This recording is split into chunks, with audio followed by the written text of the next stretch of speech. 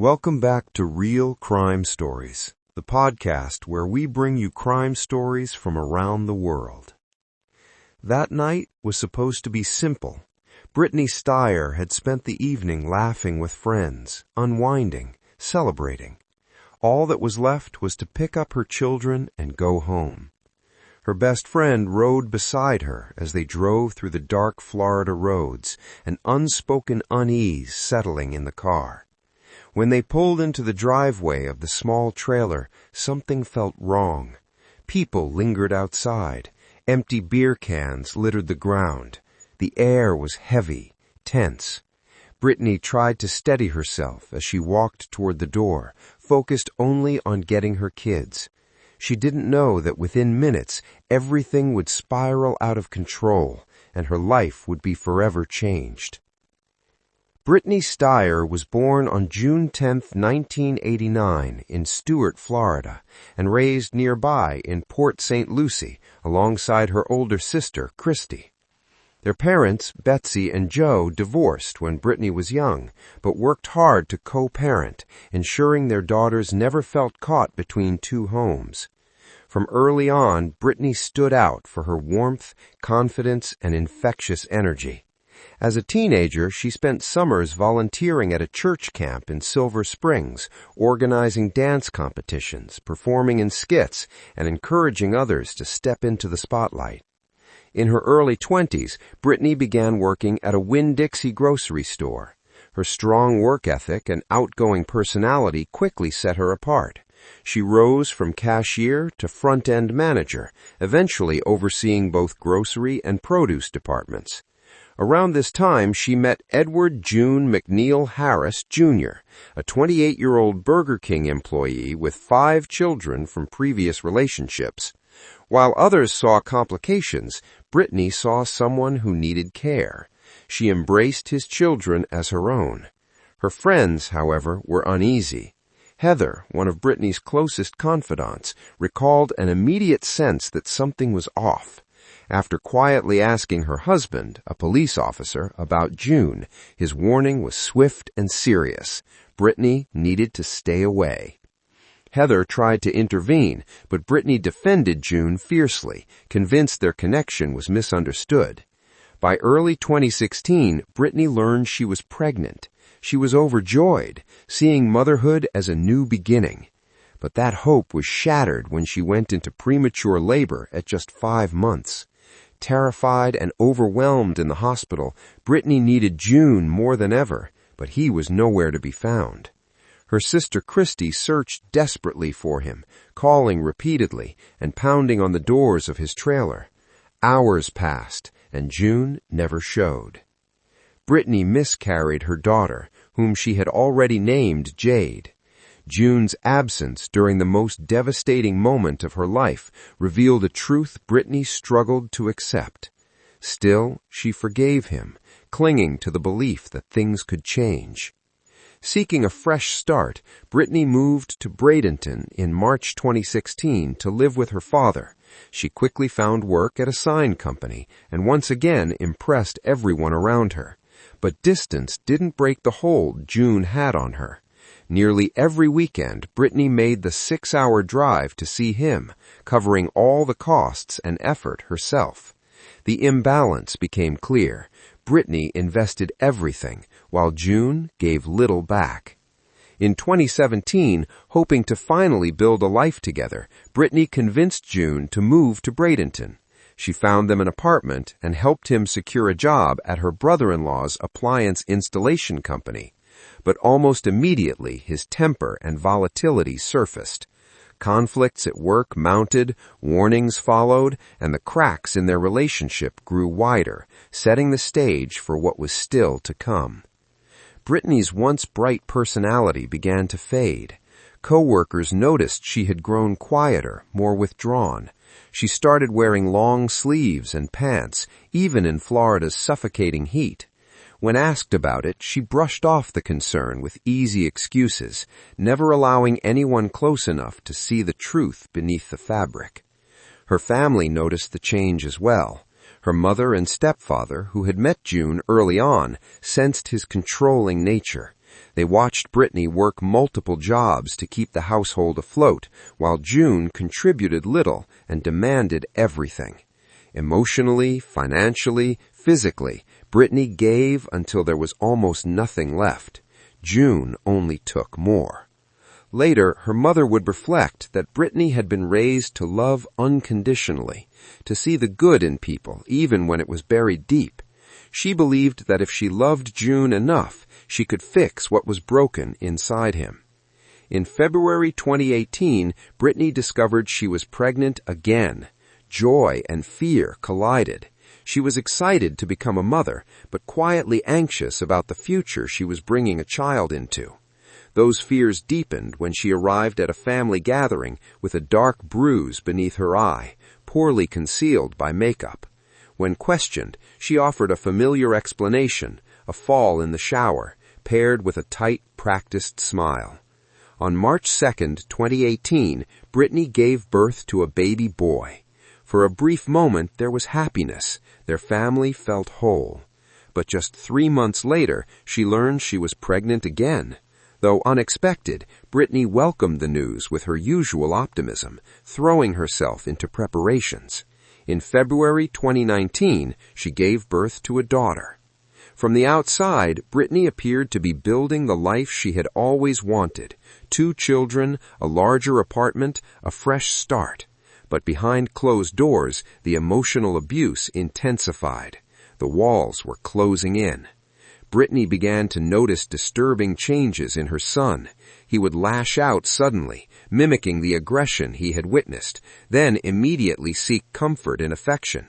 It was a heartbreaking reflection of the chaos inside their home, and it forced Brittany to confront a truth she could no longer deny. By staying, she wasn't just risking herself, she was endangering her children. For Brittany, a mother whose love had no limits, that realization changed everything. On January 31, 2020, she made her decision. That morning, June, who had the day off, announced he was going out with friends. Brittany didn't argue. Instead, she quietly packed her belongings into plastic bags, loaded them into her car, and left. She called her sister Christy and suggested a weekend trip to Disney World. On the surface, it looked like a spontaneous getaway. In reality, it was Brittany's first true act of escape, an attempt to give her children a sense of normalcy while she figured out what came next. After the weekend ended, Brittany knew she couldn't go back. She reached out to her parents and asked to move home. It was a step toward safety, but also the most dangerous moment in any abusive relationship. June refused to let her go. He flooded her phone with calls and messages, begging, apologizing, threatening, cycling through every manipulation he had. Leaving an abusive relationship, as experts warn, is often the most dangerous time for a victim. Brittany's story would tragically prove that to be true. On February 11, 2020, Brittany walked into the Sarasota Police Department to file a report. She described a terrifying encounter that had taken place just days earlier. After leaving June, she had agreed to briefly meet him to collect her belongings from their apartment. What was supposed to be a short civil exchange became a nightmare. Inside the apartment, June held Brittany at gunpoint for hours. He threatened to kill her. He threatened to kill their children. He described graphic scenarios, murdering Brittany and the children, or killing Brittany and calling her father to come collect them before ending his own life. Her children were there. They saw everything. The terror Brittany endured during those hours was unimaginable. Even more developing was knowing her children had witnessed it too. Following her report, June was arrested. He refused to answer questions and immediately demanded an attorney. He was booked into the Sarasota County Jail on charges including aggravated assault, false imprisonment, and illegal possession of a firearm, especially serious given his status as a convicted felon. For Brittany, the arrest should have marked the beginning of safety. Instead, in a heartbreaking decision, all too common among survivors, she later dropped the charges. Persuaded by promises from June's family that he would get therapy, that they would supervise his treatment, Brittany found herself torn between fear and compassion. She later confided in her father that she couldn't bear the thought of her children growing up without their father, locked away forever. It was a decision rooted in hope, a hope that tragically would not be rewarded. In the months that followed, Brittany threw herself into rebuilding her life. She focused on her children, worked relentlessly, and slowly reconnected with friends she had drifted away from during her relationship with June. On social media, she looked lighter, smiling again, attending gatherings, laughing in photos. To those who knew her, it was clear Brittany was healing. But June was never truly gone. Despite everything, Brittany allowed him limited contact with the children. She wanted them to know their father, even if it meant carefully managing her own safety.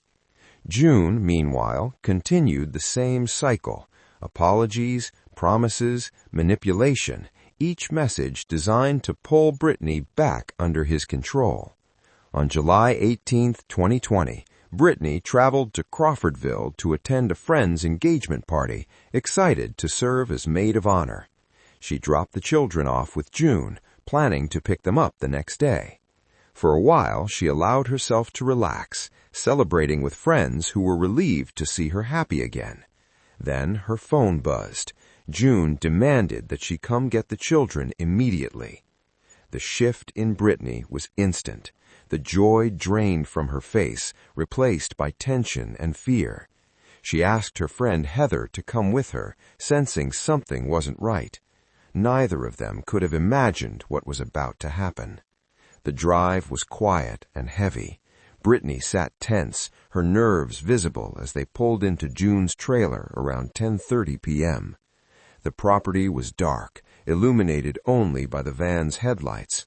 A group of people stood nearby, gathered around an above-ground pool. Beer cans and empty bottles littered the area, clear signs of a party in progress. Brittany walked to the door. June answered, holding their infant daughter. Brittany's young son followed close behind. At first, the exchange appeared calm. Heather watched from the passenger seat as Brittany took the baby and began securing her into the car seat, while her son followed behind. Then, without warning, everything shattered. June pulled out a gun. Gunfire erupted, ripping through the night. Acting on pure instinct, Heather jumped into the driver's seat. The van's side door was still open. The children were screaming. Heather threw the vehicle into reverse and sped down the dirt road, desperate to escape. Moments later, Heather pulled over and called 911, her voice shaking as she tried to explain what had just happened. Brittany had been shot. The van itself had been hit by gunfire. The children were inside. Panic and disbelief filled every word as she begged for help. Emergency responders rushed to the scene, but Brittany's injuries were fatal. June Harris was arrested and charged with first-degree murder, attempted murder, and possession of a firearm by a convicted felon. His trial began on December 16, 2022. The defense attempted to cast doubt, but the evidence was overwhelming. Text messages, eyewitness testimony, surveillance footage, and forensic findings all pointed to the same conclusion. On December 21, 2022, the jury returned its verdict, guilty on all counts. June Harris was sentenced to life in prison without the possibility of parole, along with 3 consecutive 15-year sentences for the additional charges. For Brittany's family, the verdict brought a measure of justice, but no sentence could bring her back. Her children would grow up without their mother. Her loved ones would carry the weight of her absence forever. Brittany's story stands as a devastating reminder of how dangerous leaving an abusive relationship can be, and how often the warning signs are ignored until it's too late. Thank you for listening to Real Crime Stories. Share your thoughts on the story, like and subscribe to the channel. Until the next episode, stay vigilant.